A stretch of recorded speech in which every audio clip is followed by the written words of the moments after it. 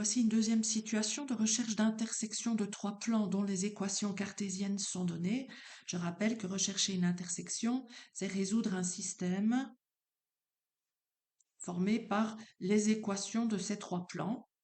Alors ici, j'ai déjà apporté la petite modification suivante, c'est que j'ai fait entre guillemets disparaître le terme indépendant du membre de gauche, donc j'ai ajouté 2 aux deux membres de la première équation, soustrait 1 aux deux membres de la deuxième, et ajouter 2 aux deux membres de l'équation du plan gamma.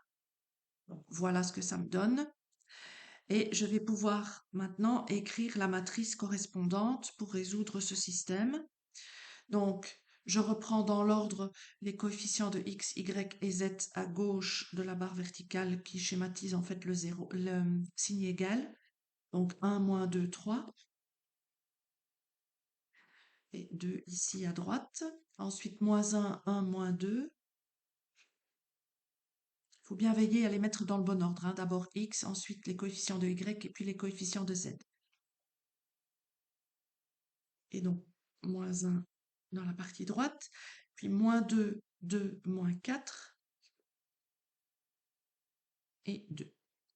Voilà. L'opération suivante consiste en la triangularisation de la matrice, c'est-à-dire amener des zéros sous la diagonale, en utilisant différentes opérations telles que des additions ou soustractions de lignes, multiplication de lignes par un réel, ou aussi la permutation de lignes. Alors ici, je ne vais pas permuter de lignes puisque ça m'arrange d'avoir ici en haut à gauche le nombre 1 pour avoir plus facile pour amener mes zéros ici sous la diagonale. Alors, comment va-t-on procéder pour amener dans un premier temps les zéros ici? Eh bien, si vous regardez bien comment obtenir 0 ici, bien si j'additionne la ligne 2 à la ligne 1, c'est-à-dire moins 1 à 1, j'obtiendrai mon 0. Ma ligne 2, je vais la transformer comment? En soustrayant la ligne 1 à la ligne 2. Pardon, en additionnant la ligne 1 à la ligne 2.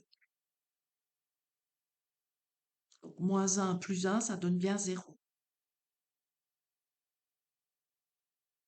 Et qu'est-ce que je vais faire avec ma ligne 3? Moins 2, je dois l'amener à 0, donc je dois ajouter 2, autrement dit, alors que je pars de 1 ici. Je vais donc, à partir de ce nombre-là, je vais ajouter 2 fois la ligne 1. Donc, moins 2 plus 2 fois 1 m'amènera bien un 0 ici. Ma ligne 3, je vais lui appliquer les modifications suivantes. Donc, je vais faire L3 plus 2 fois L1. Alors, ma première ligne, je la recopie. Ensuite, la ligne 2, je lui applique ceci. L2 plus L1. Donc, moins 1 plus 1. 1 plus moins 2. 1 moins 2. Moins 2 plus 3. 1. Et moins 1 plus 2. 1. Ligne 3. Je vais faire la ligne 3 plus 2 fois la ligne 1. Donc, moins 2 plus 2 fois 1. J'obtiens bien le 0 attendu. 2 plus 2 fois moins 2. Donc 2 moins 4. Moins 2. Et moins 4 plus 2 fois 3. Donc moins 4 plus 6. 2. Et 2 plus 2 fois 2, 2 plus 4, 6. Voilà, alors, il me reste à amener un 0 ici, en me servant de la ligne 2 et non pas de la ligne 1, parce que si je me resserre de la ligne 1, je risque de faire disparaître le 0 ici, ce qui n'est vraiment pas le but, hein, parce que je rappelle qu'il faut amener les 0 ici dans mon triangle rouge. Alors, donc je vais me servir de la ligne 3 et de la ligne 2. Donc, comment obtenir un 0 ici? Il faudrait que je fasse moins 2 plus 2. Comment obtenir plus 2 à partir de moins 1? Bien, je vais multiplier cette ligne par 2 et je vais soustraire ces deux lignes. Si je la multiplie par 2, j'obtiens moins 2. Et en faisant moins 2 moins moins 2, j'obtiendrai bien un 0 ici. Donc, je vais faire L3. Donc, la ligne 3 va devenir quoi? L3 moins 2 fois L2. J'applique, mais je recopie d'abord les deux premières lignes puisque je n'y touche plus à ces deux premières lignes. Voilà. Donc, 0, moins 2 fois 0, 0. Moins 2 fois moins 1, donc moins 2 plus 2, 0. 2, moins 2 fois 1, 2 moins 2, 0. Et 6, moins 2 fois 1, 4. J'ai bien triangularisé la matrice.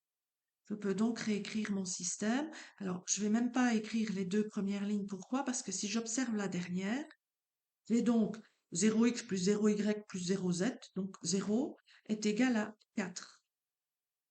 Évidemment, ça c'est impossible. Donc, le système dans sa globalité est impossible.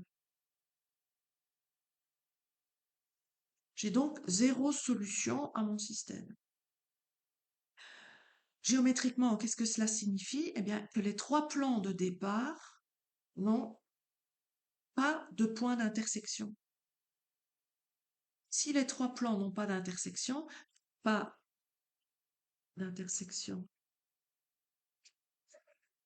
entre les trois plans,